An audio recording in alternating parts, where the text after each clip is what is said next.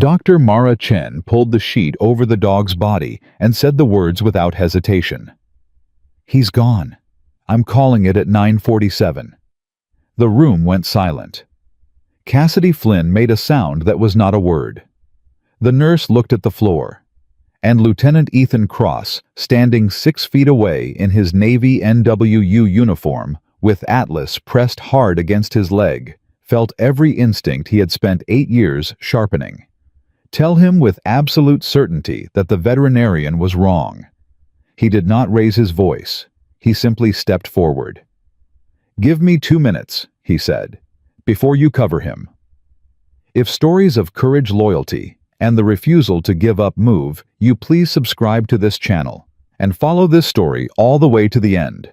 Leave a comment and tell us the city you are watching from.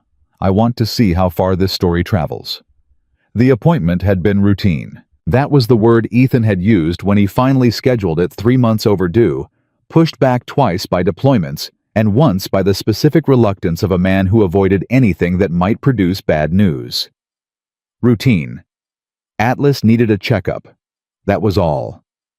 Ethan had driven to Port Calder Veterinary Emergency straight from the base, still in his NWU Type 3, the green and brown digital camouflage sharp, under the fluorescent waiting room lights. He was 30 years old and carried himself like someone who had learned very early that stillness was its own kind of armor.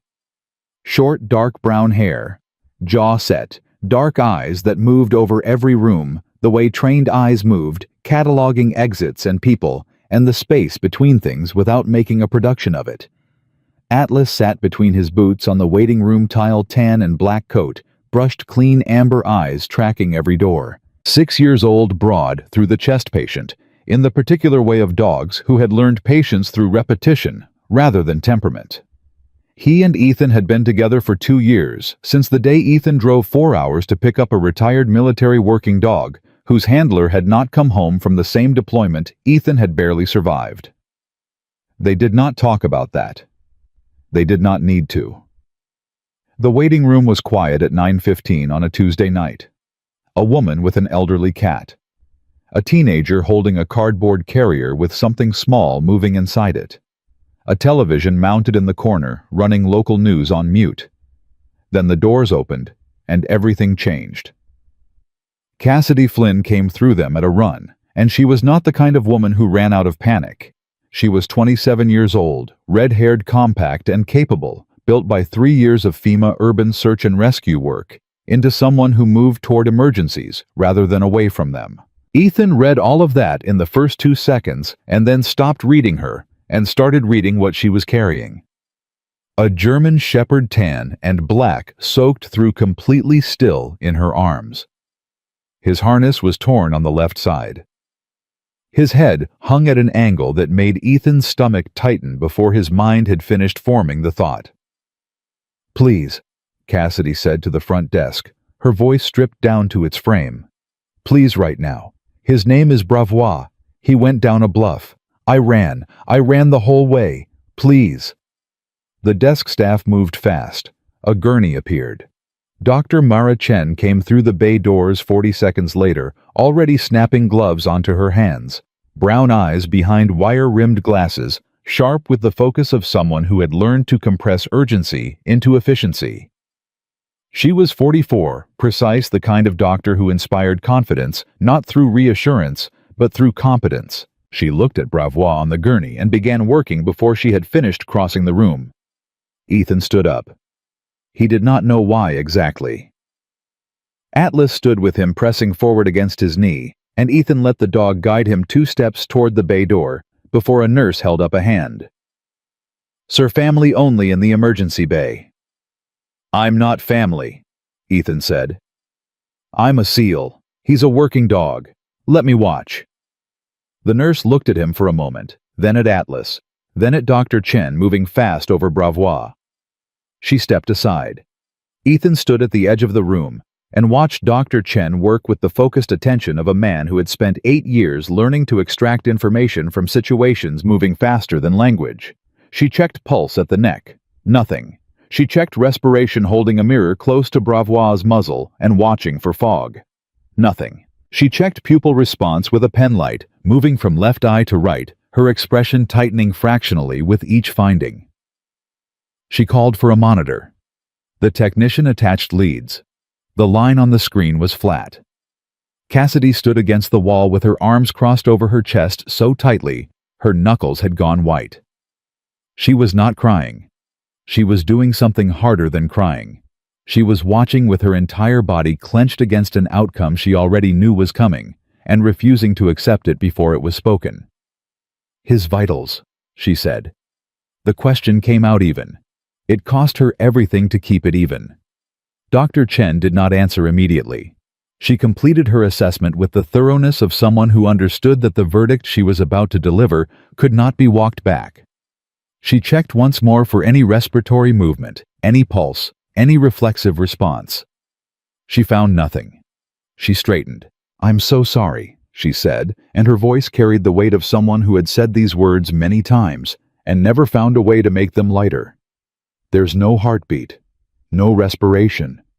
The impact trauma from the fall was severe. He's gone." The monitor confirmed it, a single flat line moving across the screen without variation. Cassidy made a sound that was not a word. It came from somewhere below language, from the place where a person keeps the things that matter most, and it filled the room and then faded into a silence that felt heavier than the sound had. Dr. Chen reached for the sheet folded at the end of the gurney. That was when Ethan spoke. "Give me 2 minutes," he said, "before you cover him." Every head in the room turned. Dr. Chen looked at him with the careful expression of someone who has just heard something they need to evaluate before responding to. "Sir," she said, her tone not unkind but absolutely clear. "He's gone. There is no heartbeat. There is no respiration. I've completed a full assessment." "I understand that," Ethan said. He was already moving toward the gurney. "You cannot touch this animal," Dr. Chen said. And now there was an edge in it, the edge of a professional whose authority over her own emergency bay was being tested by a man in a military uniform, who had no credentials she recognized. "This is not a debate. He is gone." "I'm not debating you," Ethan said. He stopped at the side of the gurney and looked at Bravois, and for a moment he did not speak. He looked at the dog's chest, at the stillness of it, and his expression did something that the nurse would describe later as the look of someone who has seen this exact thing before and is trying to determine which kind it is. Atlas moved to the opposite side of the gurney without a command. He pressed his muzzle against Bravois' shoulder and held it there, his amber eyes fixed on the still dog's face, his breathing slow and deliberate. Cassidy pushed off the wall. "What are you doing?" Her voice had shifted from grief into something sharper, the instinctive protectiveness of a handler toward her dog, even now, even here. "Who are you? What are you doing?" "My name is Ethan Cross," he said. "Lieutenant Navy SEAL. My dog is a retired military working dog from the same program Bravois was trained in." He looked at Cassidy directly. "I have seen this before, this specific presentation. The impact pattern, the response, the way he's positioned. I have seen it, and I know the difference between gone and not yet." The room was absolutely still. "That is not a medical assessment," Dr. Chen said, her voice tight. "That is a feeling." "No," Ethan said. "It is not." He held her gaze. 2 minutes. I am asking for 2 minutes. If nothing changes, I step back and I do not say another word." Cassidy looked at Bravois. She looked at Ethan. Her jaw was working, the grief and the anger and something fragile underneath, both of them fighting for the same ground. "He found a 4-year-old boy in a collapsed building in March," she said quietly. Her voice shook on the last word, but held. "He has done this for 3 years. He is not done." Dr. Chen looked at Ethan for a long moment. The clinical certainty in her expression did not waver. But something else moved behind it, something that might have been the specific hesitation of a person who has learned the cost of being wrong. 2 minutes, she said. "Do not move him off this table. Do not perform CPR. The moment you cause further injury, I end it. Ethan nodded once. He placed his hands on Bravois' chest lower than the nurse expected, fingers spread with a deliberate precision that made her take an involuntary step forward to see better. His movements were not urgent. They were measured, practiced, the movements of a man following a sequence that lived in his hands rather than his head. Nobody spoke. Atlas stood at the other side of the gurney, his body perfectly still, eyes on Bravois. Ethan leaned close to the dog's ear, lowering his voice to something that was not quite a whisper and not quite a command. "Not yet," he said. "You are not done yet. Stay." He pressed, released, adjusted his hands with a subtle shift that the nurse could not categorize and would spend 3 days trying to describe accurately. He pressed again. The rhythm was not the rhythm of standard compressions. It was something else. Something deliberate and specific, with intervals that suggested a purpose she did not have the training to identify. The monitor remained flat. Cassidy stood with her arms still crossed, watching with an expression that had gone past grief and past anger into something raw and open, the expression of a person who has nothing left to protect themselves with and is simply present in the moment without armor. 30 seconds passed. 60 seconds. Dr. Chen checked her watch with a movement that was almost involuntary. 90 seconds. The nurse shifted her weight. The technician cleared his throat softly. And then Dr. Chen's hand, which had been moving toward the sheet, stopped. "Wait," she said. The word came out sharp, involuntary, the word of someone whose clinical certainty had just encountered something it could not categorize. Her eyes were fixed on the monitor. Her hand hovered in the air, motionless. "Wait! Look at the screen!" The line on the monitor moved. Not a spike, not a dramatic surge. A small tentative elevation, irregular, uncertain, the visual equivalent of a single breath drawn in a dark room. There and then, flat again. Then, there again, marginally stronger. The room did not erupt. It contracted. Everyone leaned forward, simultaneously, held in place by the specific disbelief of people watching something that their training had told them was not possible. Cassidy made a sound that was the opposite of the sound she had made before. She pressed both hands over her mouth and did not move. Dr. Chen was already moving, professional instinct overriding everything else. "Oxygen," she said, her voice snapping back into command register. "Now, get me a pressure reading. Tessa, warm saline, go." She looked at Ethan. Her expression was the most unguarded it had been since he walked in, the expression of a person whose categories for things had just been quietly rearranged. "Step back," she said, not unkindly. "I need room." Ethan stepped back. Atlas came around the gurney and pressed against his leg tail, moving once slow and sure. Ethan put his hand on the dog's head and left it there. Across the room, the monitor showed a line that was no longer flat. Faint. Fragile, but moving, like something that had gone very far away and had decided for reasons of its own to come back. The nurse turned to look at Ethan with an expression she could not organize into a sentence. Ethan said nothing. He watched Dr. Chen work over Bravois with focused efficiency. Watched the oxygen begin. Watched the reading shift in the cautious, incremental way that suggested a body reconsidering a decision it had almost made permanent. He did not feel triumphant. He felt the specific exhaustion of a man who has run toward something difficult and arrived in time, and who knows that arriving in time is never guaranteed and never becomes ordinary, no matter how many times it happens. Atlas pressed harder against his leg. Ethan looked down at his dog. Atlas looked back at him with amber eyes that were calm and certain, and asked nothing. That was enough. Bravois did not wake up. That was the first thing Dr. Chen made clear, pulling Cassidy back from the edge of a hope that could turn dangerous if it grew too fast. The heartbeat was there, weak and irregular, like a radio signal caught between stations, present enough to track, but fragile enough to lose. The oxygen was flowing. The saline was running. The monitors were doing what monitors were built to do, measuring something that 12 minutes ago had not been there to measure. He is not out of crisis. Dr. Chen said, her voice carrying the precise weight of someone who understood that false comfort caused its own kind of damage. His vitals are extremely weak. There is significant trauma to the chest wall. We are stabilizing, not celebrating. Do you understand me? Cassidy nodded. She had both hands wrapped around the gurney rail, knuckles, white eyes fixed on Bravois' chest, counting each shallow rise the way a person counted things when counting was the only control they had left. "I understand," she said quietly. "I just need him to keep breathing." "Then let me work," Dr. Chen said. Ethan had moved to the hallway.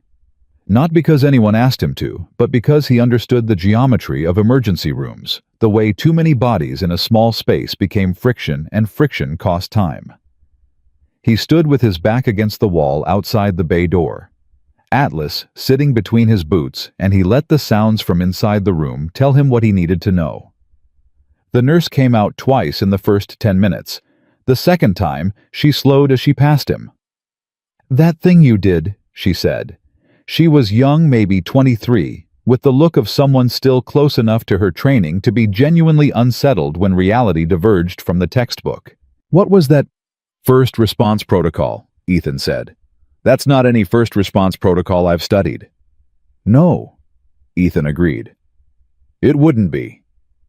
She stood there for a moment wanting more, then moved on, because there was work to do, and wanting more was a luxury the next hour did not offer. Atlas pressed his muzzle against Ethan's hand and held it there, the familiar weight of the dog grounding him the way it always did, pulling him out of the places his mind went when it was left without a task. Ethan looked at his hands, the same hands he had used 7 minutes ago. He turned them palm up, then palm down, the way he sometimes did when the muscle memory of something sat heavier than the act itself had felt in the moment. He had learned the technique in a place he was not permitted to name from a man whose name he was permitted to say, but rarely did. Chief Petty Officer Marcus Webb, K9, Handler 2 Deployments. The kind of person who treated every dog under his care with the same disciplined respect he gave to the men he served beside. Webb had developed the protocol with 2 Navy veterinary researchers over the course of 18 months, testing it in field conditions, where the nearest animal hospital was an abstraction, and the only options available were try or accept. Ethan had watched Webb use it once on a military working dog named Ranger, who had taken shrapnel during a clearing operation and stopped breathing 40 seconds after they pulled him from the building. Webb's hands had moved with the same measured precision. Ethan had just used the same adjusted positioning, the same controlled interval rhythm. Ranger had breathed again 6 minutes later. Webb had been killed 4 months after that.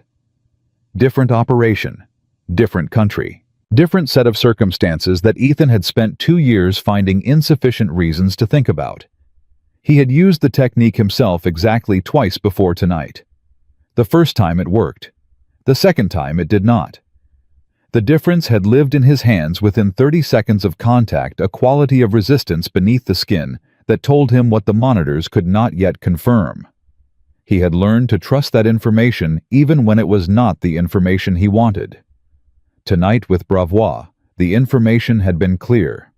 He was still standing in the hallway, still running through the mechanics of it, in the way his mind processed things it needed to file correctly, when the bay door opened and Dr. Chen stepped out. She did not look at him immediately.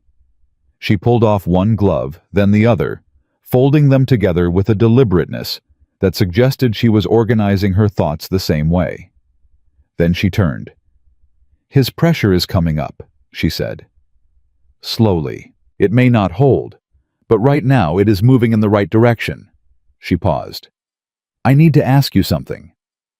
"All right," Ethan said. "The technique." She kept her voice clinical, but something beneath it had shifted in a way that had nothing to do with clinical. The specific positioning, the interval pattern, the pressure distribution. Where did that come from? Ethan looked at her. "A field protocol developed for military working dogs in deployment conditions. Classified designation is FKTRI. Field K9, Trauma Response Intervention." Dr. Chen went completely still. Not the stillness of someone processing new information. The stillness of someone who has just heard a familiar name in a context that makes no sense and needs a second to absorb the collision. "Say that again," she said. FKTRI, Ethan said. Field K9 Trauma Response Intervention, developed over approximately 18 months by a Navy K9 handler and 2 veterinary researchers working with the SEAL program, the lead researcher on the veterinary side. He stopped, watching her face. "Is something wrong?" Dr. Chen's jaw tightened. She looked away from him down the hallway toward nothing in particular, her hand coming up to press against her mouth briefly before she lowered it with the controlled precision of someone reasserting composure through sheer force of professional habit. "The lead researcher," she said, her voice very even. "Was his name on the published credit?" "The protocol was classified," Ethan said carefully. "But yes, the development team was documented internally. The veterinary lead was listed as Dr. James Chen." The hallway held the silence for 3 full seconds. "James Chen was my brother," she said. Ethan did not speak. He spent 12 years as a Navy SEAL K9 program veterinary consultant. Her voice had the quality of something held very carefully to prevent spillage. "He told me about the protocol once. Not the details, he knew better than that. Just that he was working on something that might change outcomes in the field. He was proud of it." She stopped. "He was killed 4 years ago. Vehicle accident in transit to a forward operating base." Ethan said, "I know. I was told about his work when I was trained on the protocol. His name was part of the briefing." Dr. Chen looked at him then, and what was in her expression was not grief exactly, because grief was something she had already carried for 4 years and learned to manage. It was something newer and stranger. The specific disorientation of a world that had just revealed a connection. It had been concealing the feeling of 2 separate lines of a story, suddenly visible as the same line. "You saved a dog tonight using a technique my brother helped create," she said. Not as an accusation. As a fact, she was examining from multiple angles to confirm its dimensions. "I used the technique," Ethan said quietly. "Whether it saved him is still being determined." She almost smiled at that. The precision of it. "You sound like him," she said, and then she stopped herself and looked away again for a moment before looking back. "Bravois needs another hour before we know anything definitive. He may need surgery depending on what the imaging shows. You should." She paused. "You should stay. In case." "In case of what?" Ethan asked. "In case I have questions," she said. "And in case Cassidy needs someone who understands what that dog does for a living." Ethan nodded once. Dr. Chen started back toward the bay, then stopped without turning around. "Lieutenant," she said. "Thank you." The 2 words came out with the weight of something that had been waiting a long time to find the right destination. She went back through the door. Ethan stood in the hallway and felt Atlas press against his leg, warm and constant. The dog's breathing slow and even grounding him. In the present, the way Atlas always did when the past started pulling too hard. He closed his eyes for 3 seconds, saw Webb's hands on Ranger, heard the breath that came back, opened them. The hallway felt different now. Not safer, not resolved, but different in the way things felt after a piece of information rearranged the map you had been using to navigate. He was still standing there, still working through it, when the main doors at the far end of the corridor opened and a man walked in, who had not been called and whose presence explained itself before he spoke a word. Chief Warrant Officer Dennis Vale was 53 years old and wore civilian clothes the way certain military men wore civilian clothes, like a costume that had not quite convinced anyone. Silver-haired, broad, through the shoulders, with the practiced neutrality of a man whose entire professional value resided in his ability to manage situations before they became problems on someone else's desk. He walked directly toward Ethan, with the unhurried certainty of someone who had already decided the shape of the conversation before it started. "Cross," he said. Not a greeting. A confirmation of location. "Sir," Ethan said. Vale stopped 2 feet away. He looked at Atlas, then at the emergency bay door, then back at Ethan. Footage from a bystander's phone hit local social media approximately 40 minutes ago, he said. It shows you in uniform performing an unspecified intervention on a civilian animal in a civilian medical facility. It has been shared over 400 times. Ethan said nothing. "This is a problem," Vale said. "The protocol you used is classified. The moment it appears in connection with a public incident, it creates a chain of questions that reaches up the command structure in ways that are not comfortable for anyone." "The dog is alive," Ethan said. "That is not the point." "It is the only point," Ethan said. His voice was level, completely without aggression, which somehow made it more immovable. "A working dog went into cardiac arrest. I had the knowledge and the training to attempt an intervention. I attempted it. He is alive. That is the entire story." Vale studied him with the expression of a man who had handled enough personnel issues to recognize the specific type of soldier who was not going to be redirected by institutional pressure and who required a different approach. "I need you to say nothing further about the technique," he said. "To the staff here, to the media, to anyone who asks. You intervened in an emergency. The specifics are not relevant to the civilian record." "Dr. Chen will have questions," Ethan said.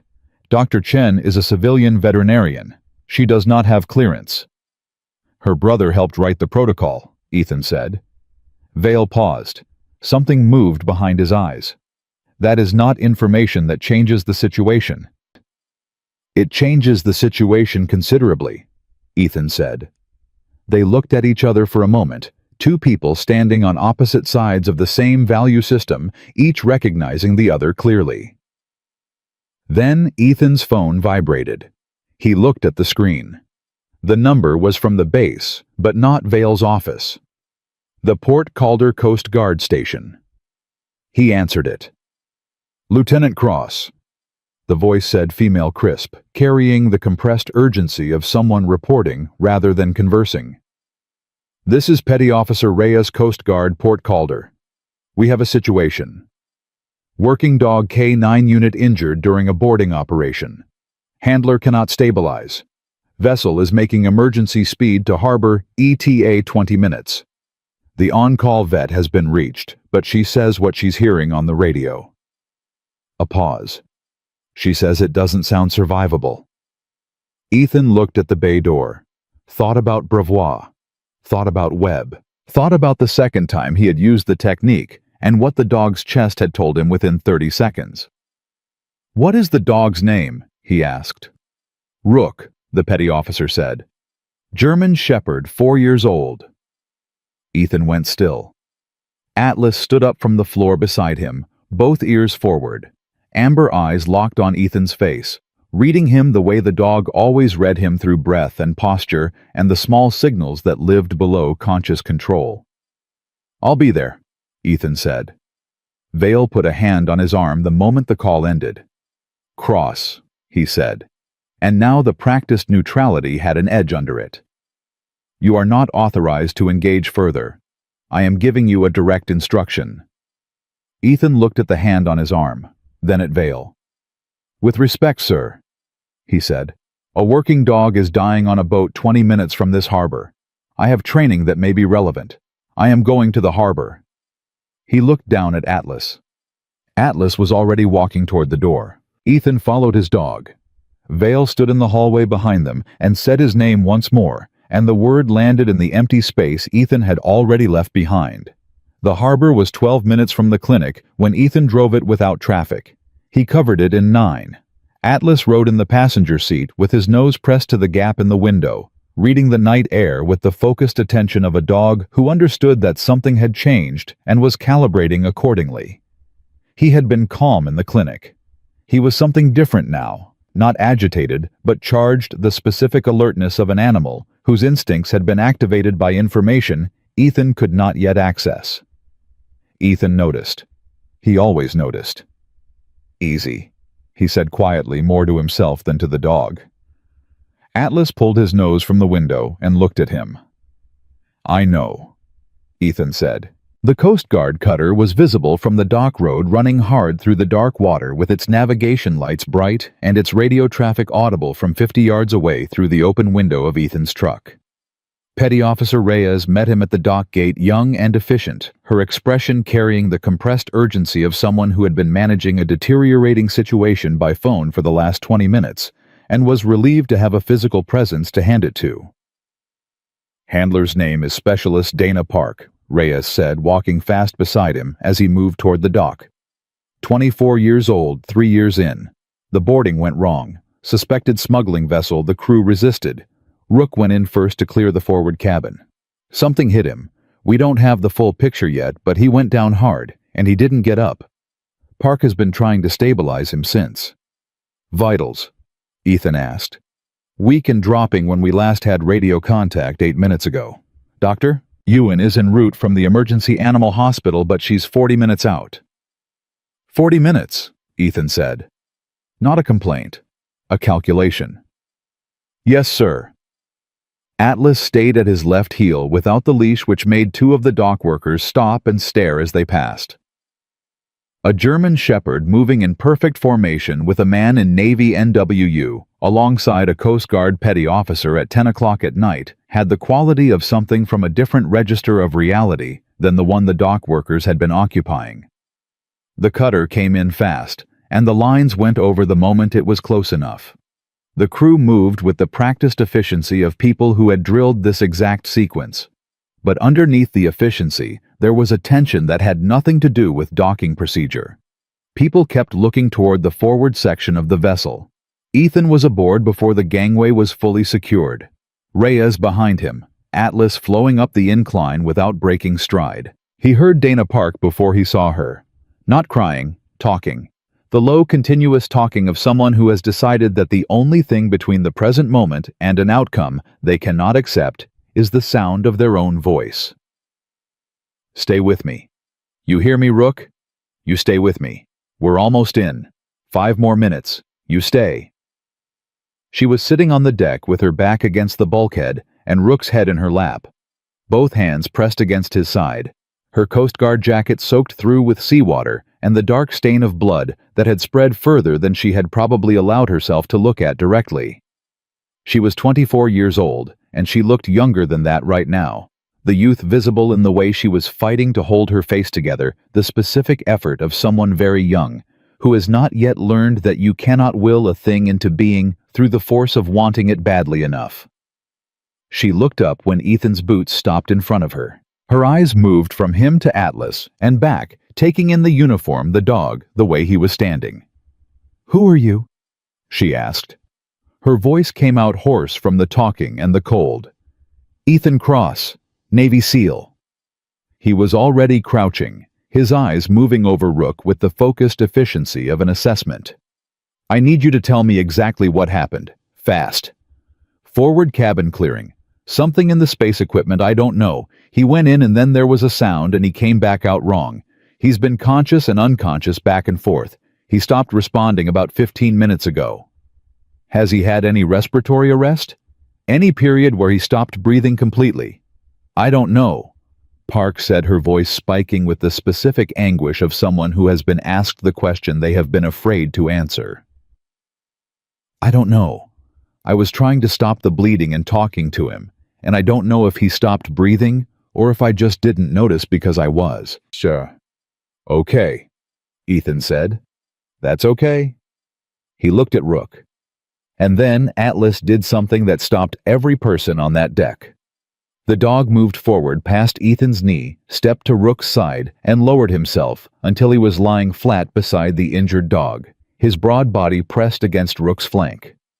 He put his muzzle against the back of Rook's neck and stayed there, breathing slow and even. Park stared at Atlas. "What is he doing?" Ethan did not answer immediately. He was looking at Rook, his eyes moving over the dog with the same quality of attention he had brought to Bravois in the clinic, the look of a man reading information that was not on any monitor. Then he saw it. The scar on Rook's left shoulder, partially obscured by the Coast Guard working vest, but visible at the edge, a distinctive diagonal mark, old and fully healed, the result of a training injury that Ethan knew the origin of because he had been standing 40 feet away when it happened. He had been at the SEAL K9 training facility in Coronado for a week-long integration exercise. Atlas had been in the same training cohort. The injury had occurred during a confidence course, a young dog moving too fast on an elevated platform, a fall that looked worse than it was, but left a mark that did not. Rook and Atlas had been trained together. Same facility, same cohort, same 8 weeks of foundations that created the specific language working dogs carried in their bodies for the rest of their lives. Atlas knew. That was why he had stood up in the clinic hallway when the call came in. That was what the amber eyes had been reading in Ethan's face. Not the urgency of the situation, the specific identity of the dog in it. Ethan put his hand briefly on Atlas's back. Then he looked at Park. "I need you to move back," he said. "Just a few inches. Keep his head in your lap. Don't stop talking to him." "What are you going to do?" Park asked. She did not move yet. The grip of a handler on her dog was not something that released easily, even for a stranger with credentials and a working dog of his own. "Something that may not work," Ethan said. He met her eyes directly. "I am telling you that honestly because you deserve the honest answer. But it is the best option available right now, and I have done it before." Park looked at him for 3 full seconds. Then she shifted back, keeping Rook's head cradled, and nodded once. Ethan placed his hands on Rook's chest. The crew had gathered at a distance, nobody directing them to stop the natural gathering of people drawn by a situation whose outcome they had a stake in without having any power to affect. Reyes stood nearest her, hands at her sides, her radio for once silent in its holster. The night was cold, and the dock lights cast everything in a harsh, flat brightness, and Atlas lay pressed against Rook and breathed, and Ethan's hands moved with the same precise, unhurried rhythm they had moved with an hour ago in a different room over a different dog. 30 seconds. Park was talking again, low and continuous, her voice shaking now in a way she was not trying to control. "You hear him, Rook? You hear me talking? I've got you. I've got you, stay." 60 seconds. Ethan adjusted his hands. The quality of resistance beneath his palms told him something. He did not react to what it told him. He filed it and continued working. 90 seconds. Atlas lifted his head from Rook's neck, not in alarm. With a specific quality of attention focused and precise, his amber eyes fixed on Rook's face. Rook's chest rose. Shallow labored the breath of something climbing up from somewhere very deep but real. Unmistakably real. Park made a sound that was half word and half something that had no word. Her hands tightened in the fur at Rook's neck. "He's breathing," one of the crew said. Just that. 3 words delivered with the subdued amazement of a person who had already written a different outcome and was holding the revision without knowing what to do with it. Ethan kept his hands in place for another 15 seconds, monitoring, then sat back on his heels. "He needs a veterinary surgeon, and he needs one soon," he said to Reyes. "The internal trauma is beyond first response. Where is Dr. Yuen?" Reyes was already on her radio. 32 minutes out. I can get a police escort to bring her faster." "Do it," Ethan said. "And get the nearest emergency animal facility on the phone and tell them we are bringing a Coast Guard K9 with severe thoracic trauma. I want a surgical team ready when we arrive." He stood. His knee protested the motion from too long crouched on a hard deck, the old injury reminding him of its terms. He straightened fully and looked at Park. She was looking at him with an expression he recognized. He had worn a version of it himself, the expression of someone who has just been given time they did not expect to have, and has not yet determined what to do with the weight of it. "What did you do?" she asked. Her voice was very quiet. "First response," he said. The same answer he had given the nurse. But he said it differently this time, with the specific tone of a man who understood that the answer was incomplete, and that incomplete was the best he could offer in this moment. "Is he going to make it?" Park asked. Ethan looked at Rook. The dog was breathing. Atlas still pressed against his side, the rhythm of it slow but present. Breathing was not surviving. But breathing was the beginning of the possibility of surviving, and the beginning was the only place anything started. "He's fighting," Ethan said. "That's his, not mine." Park nodded, and something in her face shifted from the rigid control of crisis into something softer and more complicated. The expression of a person who has been holding a very heavy thing alone for a long time and has just been told without words that they do not have to hold it alone anymore. Atlas raised his head and looked at Ethan. Ethan looked back at his dog, and then his phone rang. He looked at the screen. Vale. He let it ring 4 times, watching it, then answered. "I told you not to go," Vale said. His voice was controlled, but the control had a quality to it. Now the quality of something being held under pressure that was building rather than dissipating. "The dog is breathing," Ethan said. A pause. "That is not the point, Cross." "You have said that twice tonight," Ethan said. "It has not become more true." "There is footage from the dock," Vale said. "Someone on the crew filmed it. It is already being transmitted. I have calls coming into my office from 3 directions, and the night is not over." His voice dropped to the register he used when he was delivering something he wanted understood as final. "You are on a restricted activity order, effective immediately. You will not perform any further medical interventions in civilian or Coast Guard settings. You will not discuss the technique or its origin with any civilian personnel. Is that understood?" Ethan looked at Park, who was still beside Rook, one hand on the dog still breathing. He looked at Atlas, who was watching him with those amber eyes that asked nothing and offered everything. "Understood," Ethan said. He ended the call. Reyes looked at him. She had heard enough. "Problem?" she asked. "Administrative," Ethan said. "The kind that stops you from doing what you just did." Ethan looked at the phone in his hand. Then he put it in his pocket. "The kind that tries to," he said. Reyes said nothing. She turned back to her radio and began coordinating the transport with the efficiency of someone who had decided where her priorities lived and was not interested in revisiting the question. The ambulance arrived at the dock 14 minutes later.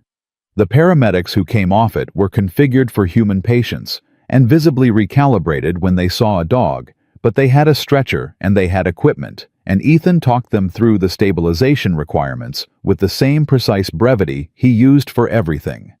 When Rook was loaded, Park climbed in after him without asking anyone's permission. Nobody stopped her. Ethan stood on the dock and watched the doors close. Atlas pressed against his leg, warm and solid in the cold night air, and Ethan put his hand on the dog's head and felt the specific exhaustion of a person who has spent everything they had twice in the same night and is standing in the aftermath trying to determine what comes next. His phone vibrated again. Not Vale this time. Dr. Chen. He answered it. "Bravois pressure is holding," she said. Her voice was professional, but beneath the professional, something else was present, something that had been there since he said her brother's name. "He is going to need surgery in the morning. The prognosis is cautious, but real." A pause. "I heard about the Coast Guard dog." "Word travels fast," Ethan said. "This is a small harbor town," she said. "Everything travels fast." Another pause longer. "Lieutenant, there is something happening here that is larger than tonight. You know that." "I know that," Ethan said. "Vale is going to try to shut it down." "He already has." Silence on the line.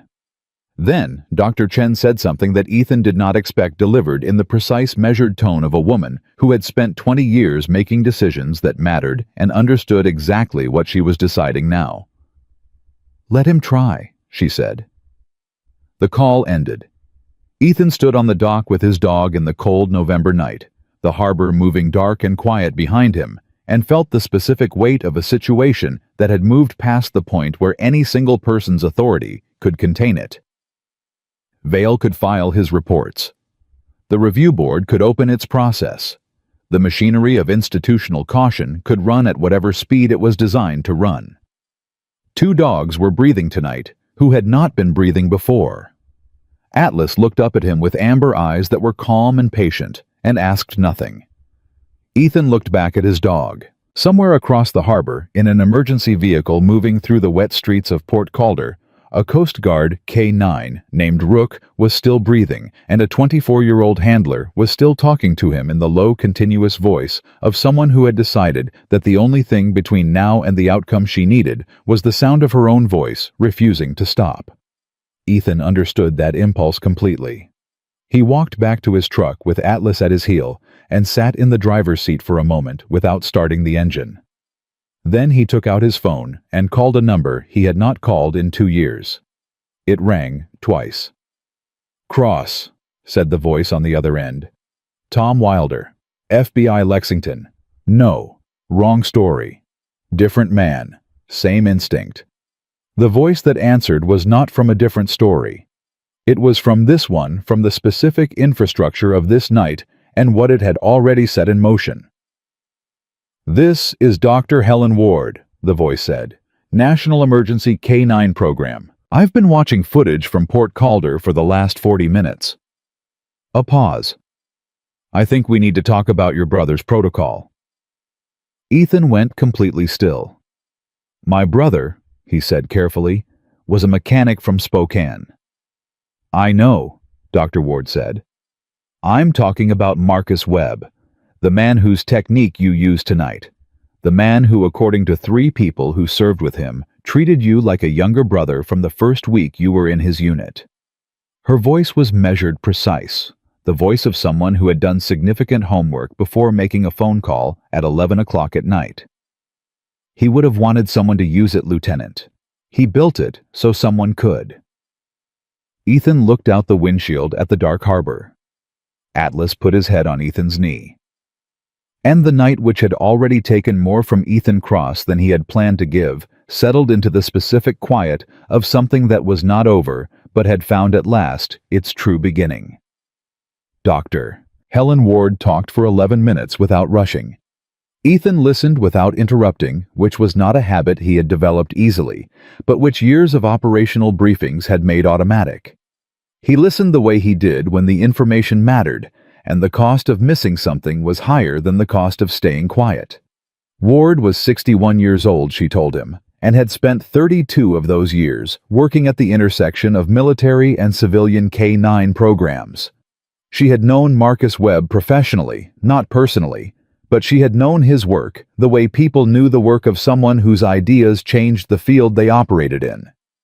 She had been trying to move the FKTRI protocol toward declassification for 3 years. The bureaucratic resistance had been consistent and thoroughly impersonal, the specific inertia of a system that protected classified designations the way it protected everything else. Not out of genuine security concern, but out of institutional habit. "Tonight changed the calculation," she said. 2 documented civilian interventions in the same evening, both on working dogs, both with witnesses, both on camera. The protocol is no longer theoretical. It is a matter of public record. The question now is whether the Navy gets ahead of this or spends the next 6 months explaining why a classified technique used to save 2 dogs in a harbor town should remain inaccessible to the civilian handlers and veterinarians who need it most. "You're asking me to be the public face of that argument," Ethan said. "I'm asking you to let me make that argument on your behalf," Ward said. "There is a difference.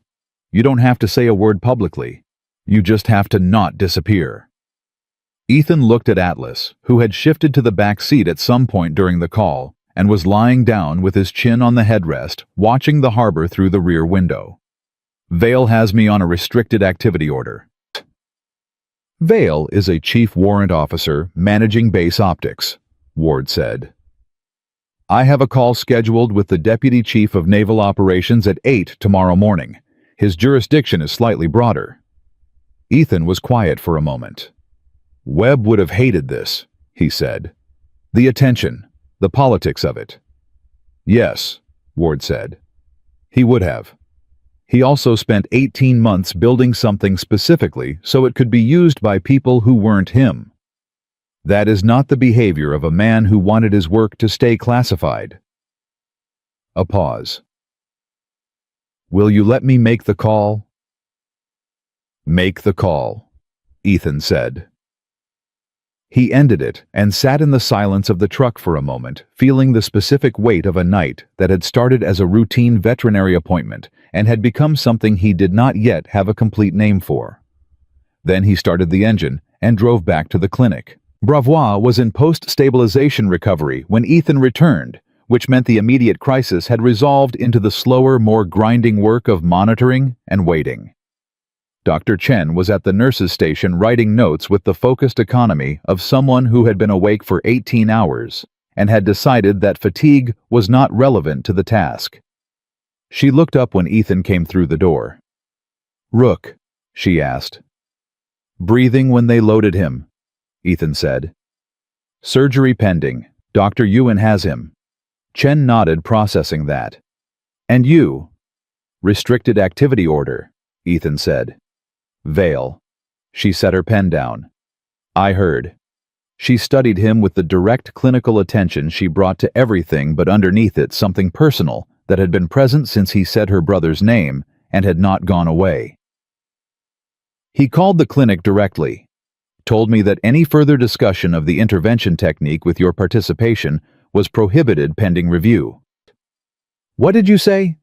"I told him this was a medical facility, and I would discuss whatever was clinically relevant with whoever I determined to be clinically relevant." She picked up her pen again. He did not appreciate that. "No," Ethan agreed. "He wouldn't." Cassidy came down the hallway from the direction of Bravois' recovery room, still in the same clothes. She had run 3 miles and her red hair dried now, but tangled her face, carrying the exhausted clarity of someone who had passed through the worst of something and was standing in the specific quiet on the other side of it. She stopped when she saw Ethan. "Coast Guard dog?" she asked. "Breathing," Ethan said. "When I left him." She nodded slowly, absorbing that. Then she said, "I owe you an apology." Ethan looked at her. "For what?" "For the 4 seconds I spent thinking about stopping you," she said. "Before I decided not to." She met his eyes directly. "Those 4 seconds. I've been thinking about them since." "You were in shock," Ethan said. "I was," she said. "But it's not an excuse. You were doing something that needed to be done, and I almost let grief get in the way of it." She paused. "I'm a search and rescue volunteer. I know what it costs when someone hesitates." Her jaw tightened briefly. "I know better." "Bravois is breathing," Ethan said. "That's the whole story." Cassidy looked at him for a moment, and something in her expression shifted into the specific gratitude that had no comfortable form, the kind that was too large for a handshake and too personal for a formal acknowledgement, and so mostly just lived in the eyes of the person feeling it. "Yeah," she said quietly. "That's the whole story." She went back down the hallway toward her dog. Ethan sat in the waiting room with Atlas at his feet and drank the coffee a night shift technician brought him without being asked, the small, unrequested kindness of someone who had watched the evening unfold and found no other way to participate in it. He sat with the paper cup and the cooling coffee and the familiar weight of aftermath, the specific stillness that came after the operational tempo dropped and the body began accounting for what it had spent. His phone was quiet. Vale had apparently exhausted his immediate options and retreated to the process, which meant the morning would bring paperwork, and the paperwork would bring a formal review, and the formal review would become the thing that everything else waited on. Ethan understood that rhythm. He had been inside institutional processes before.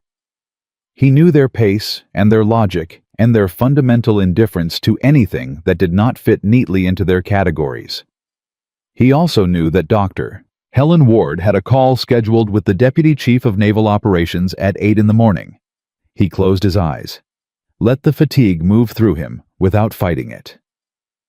Atlas put his chin on Ethan's knee, and Ethan's hand moved to the dog's head automatically, the motion so habitual it required no conscious direction. He thought about Webb, about the training facility in Coronado, the week-long integration exercise, Webb demonstrating the protocol on a training scenario with the same unhurried precision Ethan had used tonight, explaining the mechanics with the patience of someone who had thought carefully about what he was teaching and why. About the way Webb had said at the end of the demonstration, "The point is not to replace the vet. The point is to buy the dog enough time to reach one." He had bought Bravois enough time. He had bought Rook enough time or tried to, and the difference in outcome between the two was not a difference in effort or technique, but a difference in the specific damage each dog had sustained, the irreversible versus the recoverable. A distinction that lived in the hands of the person working and could not be changed by wanting it to be otherwise. That was the part that did not get easier. That was the part Webb had also said quietly at the end of a different conversation on a different day. You won't always know going in. Sometimes you'll know at 30 seconds. Sometimes you won't know until it's over. The knowing doesn't change what you do. You do the work. The outcome is not yours to own. Ethan had been 27 when Webb said that. He had not fully understood it then. He understood it now imperfectly, the way you understood things that required loss to become real. At 2:17 in the morning, Dr. Chen came and sat in the chair beside him, not across from him, beside him. The specific placement of someone who had decided to be alongside rather than facing. They sat in silence for a moment. Atlas shifted, putting his muzzle on Chen's knee with the unself-conscious directness of a dog who had assessed a person and reached a conclusion. Chen looked down at the dog. Her hand came down to his head slowly, the careful motion of someone who did not spend much time with dogs and was moved by the contact in a way she had not anticipated. "He does that," she said. "He does that." Ethan agreed. Another silence. More comfortable than it should have been between two people who had met 4 hours ago in a crisis. James used to say that the dogs knew things about a person that took humans weeks to figure out, Chen said. Her voice was measured, the clinical precision softened by the hour and the exhaustion and the specific permission that the middle of the night gave to say things that daylight made harder. He said he learned more about the men in his unit from watching how their dogs reacted to them than from anything the men said. "He was right?" Ethan said. "He usually was." She was quiet for a moment. "He talked about you once. Not by name. Just a junior SEAL in his unit, who he said had the right instincts but hadn't learned yet to trust them." Ethan looked at her.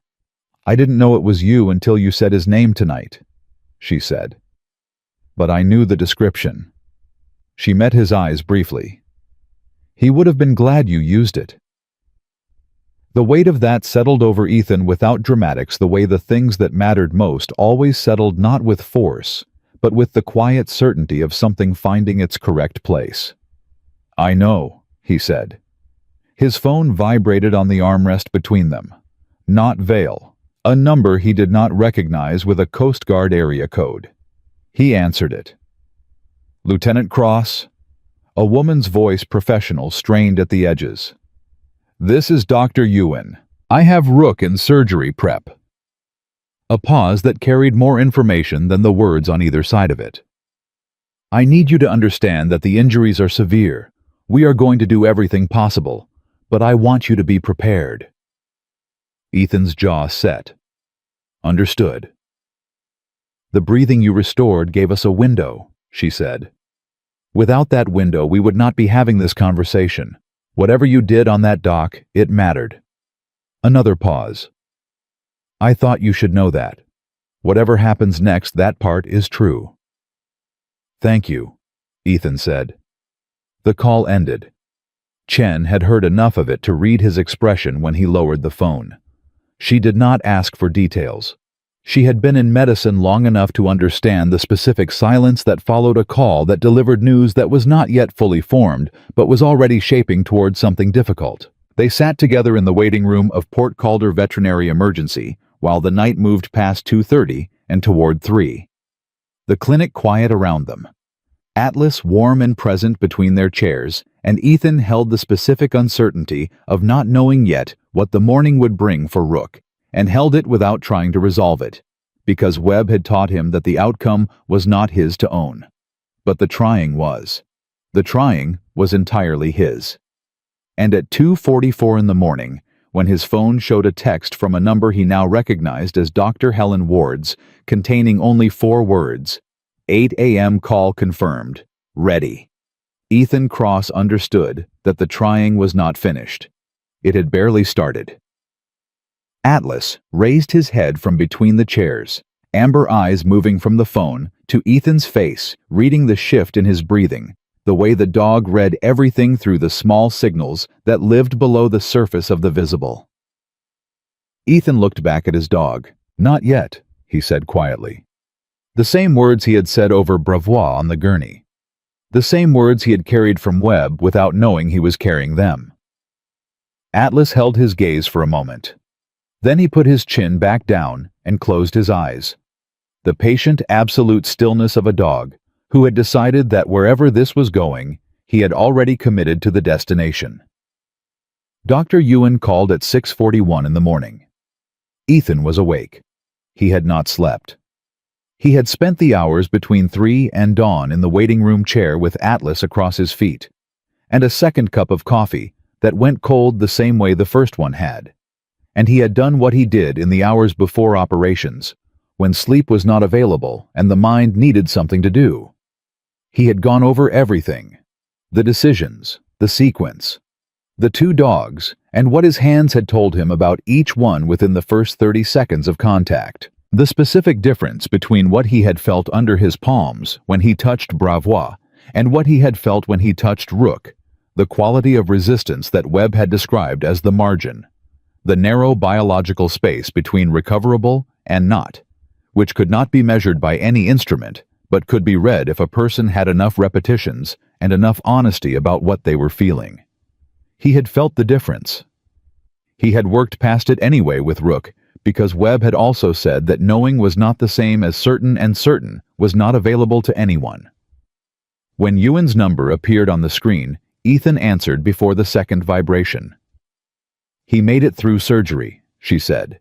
No preamble. The directness of someone who understood that the person on the other end had been waiting and did not need to wait another second. It was close. The thoracic damage was significant, and we lost him on the table for 4 minutes before we got him back. But he is out of surgery, and he is breathing on his own. Ethan closed his eyes. "The recovery will be long," Ewan continued. "Months. There will be limitations. I cannot tell you yet what his working capacity will look like. But he is alive and he is stable, and the window you gave us on that dock was the reason we had anything to work with." A pause. "I wanted you to hear it directly." "Thank you," Ethan said. 2 words that did not come close to containing what they were meant to hold, but were the words available to him at 6:41 in the morning after a night like this one. He lowered the phone and looked at Atlas. The dog was already looking at him. Had probably been looking at him since the phone buzzed, reading his breathing, his posture, the small signals that preceded the larger ones. Atlas's tail moved once, a single slow sweep, the dog's version of the same 2 words Ethan had just said. "He made it," Ethan told him. Atlas held his gaze for a moment. Then he stood stretched with the full-body deliberateness of a dog who had been patient for a long time and was acknowledging the end of one thing and the beginning of another, and pressed his head against Ethan's knee. Ethan put both hands on the dog's face and held it there. They stayed like that for a moment, that had no particular length, just the specific completeness of 2 beings who had been through the same night from the same side and had arrived at the same morning. Dr. Chen appeared from the hallway at 7, still in the same clothes, her hair no longer pulled back but loose around her face, in a way that made her look less like the controlled professional of the night before and more like a person. She had clearly not slept either. She stopped when she saw Ethan's expression. "Rook," she said. Made it through surgery, Ethan said. She exhaled a long, slow release of breath that carried 12 hours of held tension with it. She sat down in the chair beside him, the same chair she had occupied in the middle of the night, and for a moment she did not say anything. She just sat with the information and let it settle. Bravery is stable, she said finally. Pressure has held through the night. Surgery is scheduled for 9. The prognosis is cautious, but I am no longer using the word unlikely. She looked at her hands. 24 hours ago, I would have told you both of those dogs were gone. I would have been professionally certain about it. You were working with the information you had, Ethan said. I was, she said. And then you gave me different information. She turned to look at him directly. I've been a veterinarian for 20 years. I have never seen what I saw last night. What you did with your hands, the positioning, the interval pattern, the specific pressure sequence. I have replayed it in my mind approximately 40 times since it happened, and I still cannot fully categorize it. That's because it wasn't designed to be categorized, Ethan said. It was designed to work in conditions where there was no time for categorization. Webb, she said. Not a question. Webb, he confirmed. She was quiet for a moment. I am going to write a full clinical report, she said. Documented outcomes intervention sequence as I observed it, comparative analysis of both cases. I am going to submit it to the review board that Vail is convening, and I am going to attach a formal argument that FKTRI should be declassified and made available for civilian emergency K-9 training. She paused. I started it at 4:30 this morning. Ethan looked at her. That is 47 pages of work on 4 hours of no sleep. 38 so far, she said. I write fast when I am angry. Vail will push back. Vail is welcome to push back, she said, and her voice carried the specific quality of a person who had made a decision and was not interested in relitigating it. I am a private veterinary practitioner in a civilian facility. He has no jurisdiction over my clinical documentation, and James spent 12 years on that protocol. She stopped. Her jaw tightened briefly. I watched you use his work to save 2 dogs last night. The least I can do is make sure the work survives the bureaucracy. Ethan said nothing for a moment. Then, he would have liked you. He did like me, she said. I was his older sister. Liking me was compulsory. She said it without a smile, but with something underneath the words that was the specific warmth of grief that has been carried long enough to become something survivable. At 7:58, Ethan stepped outside the clinic and called Ward. She answered on the first ring. The call is in 2 minutes, she said. Are you ready? Tell me what you need from me, Ethan said. Nothing for this call, she said.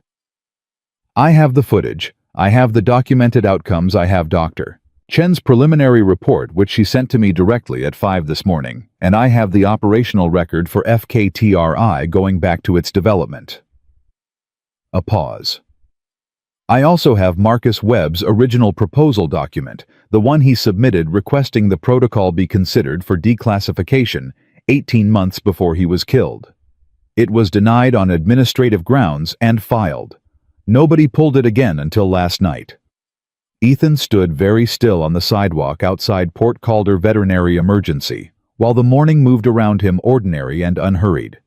The town beginning its day without any awareness of the specific thing that had shifted inside its borders overnight. He submitted it himself, Ethan said. He knew it needed to be available to the people who needed it, Ward said. He just ran out of time to push it through. Her voice was level matter-of-fact, the tone of someone delivering a fact rather than a sentiment.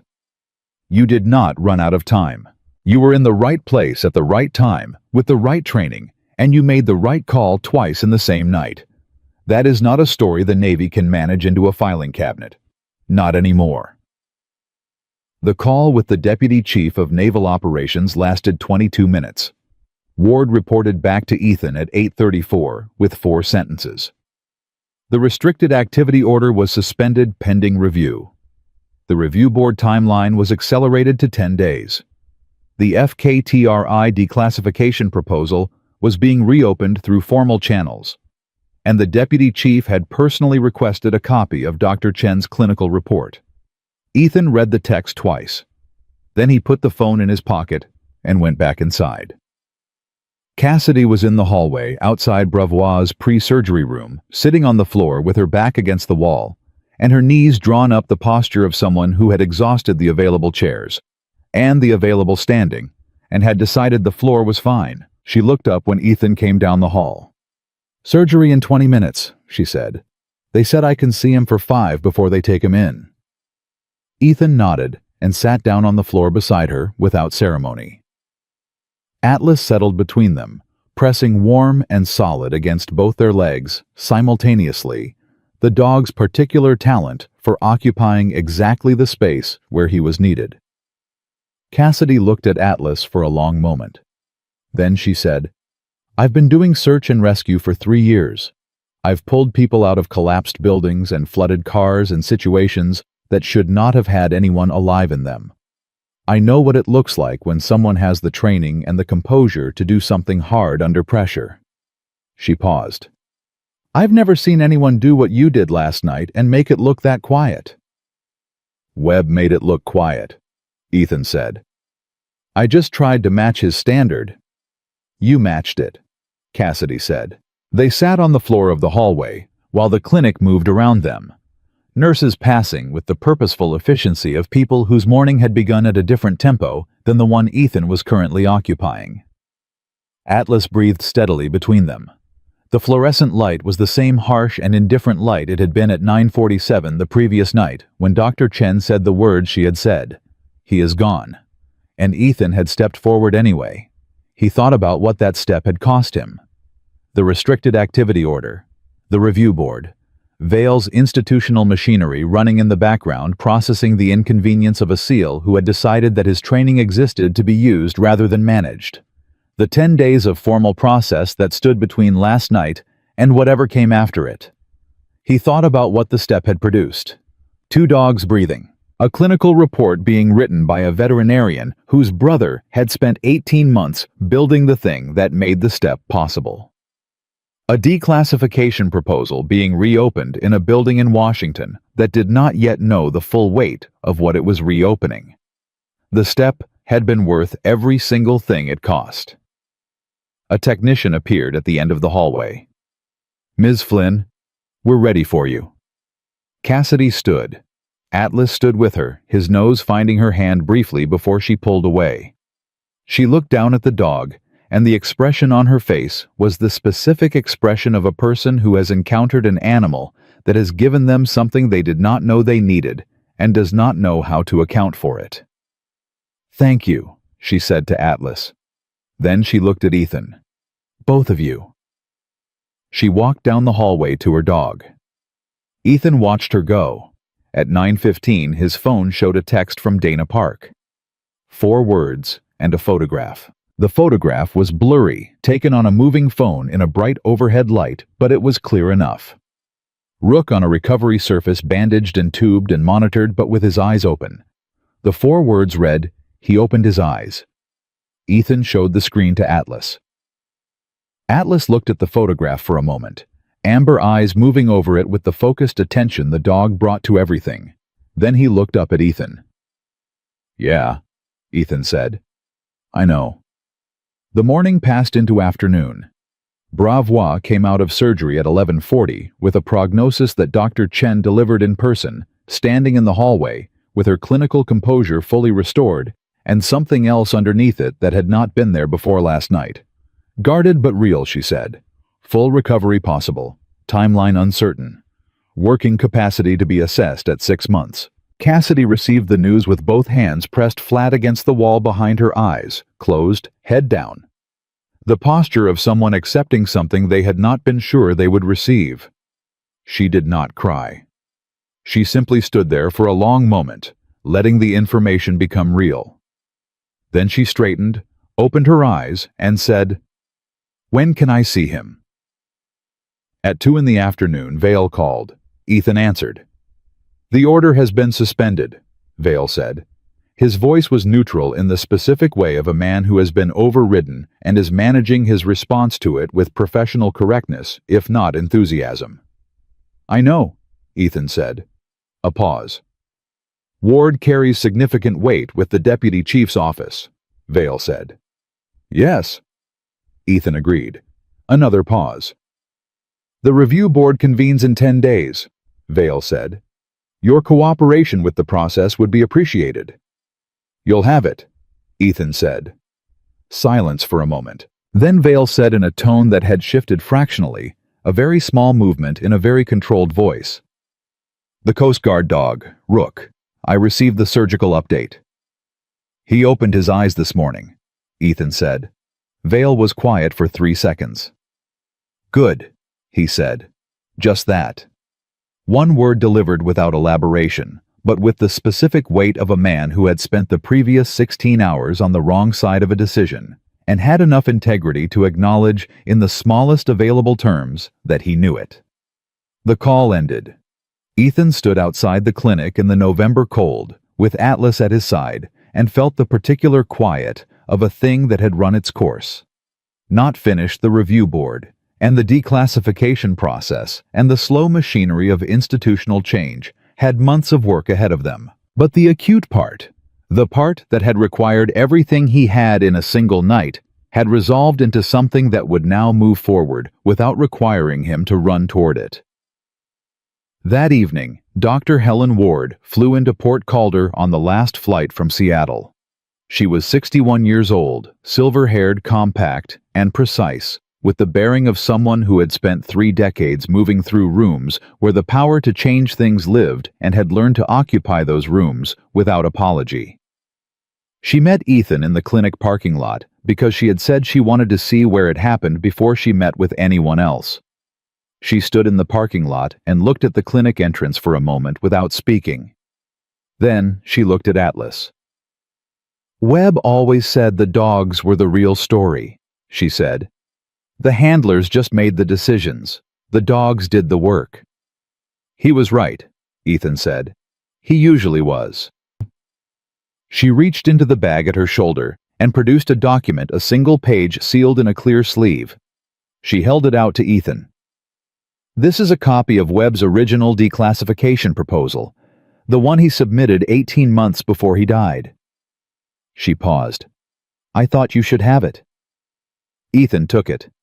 He looked at the header, the official formatting, the date, Webb's name in the signature block at the bottom. He read the first 2 lines of the proposal summary. The purpose of this protocol is not to replace veterinary care.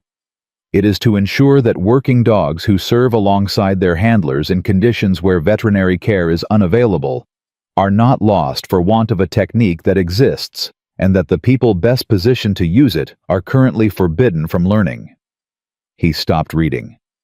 He did not need to read further. He folded the sleeve carefully and put it in his jacket pocket against his chest, where he would carry it back to base, and eventually to wherever he was deployed next, because he understood now that carrying it was part of the work, part of the continuation of something that Webb had started and that Ethan had resumed without knowing. He was resuming it until a German shepherd pressed both paws on a dashboard in a veterinary clinic parking lot and made a sound that was not a bark and not a growl, but the particular noise of an animal who had smelled what was coming before any human in the vehicle had begun to understand it. Atlas pressed against his leg. Ethan looked down at his dog, at the tan and black coat and the amber eyes and the specific quality of presence that the dog carried, the absolute uncomplicated commitment to the person beside him, and the work in front of him, and the moment they were currently occupying together. 2 dogs were breathing tonight who had not been breathing 24 hours ago. One of them would carry a scar and a limp and a story that his handler would tell for the rest of her career. The other had opened his eyes this morning in a recovery room in a Coast Guard facility, and the first thing those eyes had done was look for the person who had been talking to him on the deck of a vessel in the dark. That was the whole story. Not the technique, not the protocol, not the declassification battle or the review board or the institutional machinery that would grind through its process over the next 10 days and eventually produce a document that would change how working dogs were treated in the field for the next generation of handlers. The whole story was simpler than all of that. A dog had pressed his paws on a dashboard and refused to let his handler keep driving. And the handler had made the only decision that his training, his history, and the specific example of a man named Marcus Webb made available to him. He had stepped forward. Everything else was what happened because he did. If this story reached something in you, leave a comment right now and tell us the city you are watching from. Type Amen. If you believe that one person with the right training and the courage to use it can still change everything. Share this with someone who needs to be reminded that the people who step forward when everyone else steps back are not extraordinary. They are simply unwilling to accept a verdict before the evidence is complete. Subscribe to this channel so these stories keep finding the people who need them most. May God bless you and protect you. And may you always have someone beside you who refuses to let you keep driving when something ahead needs you to stop.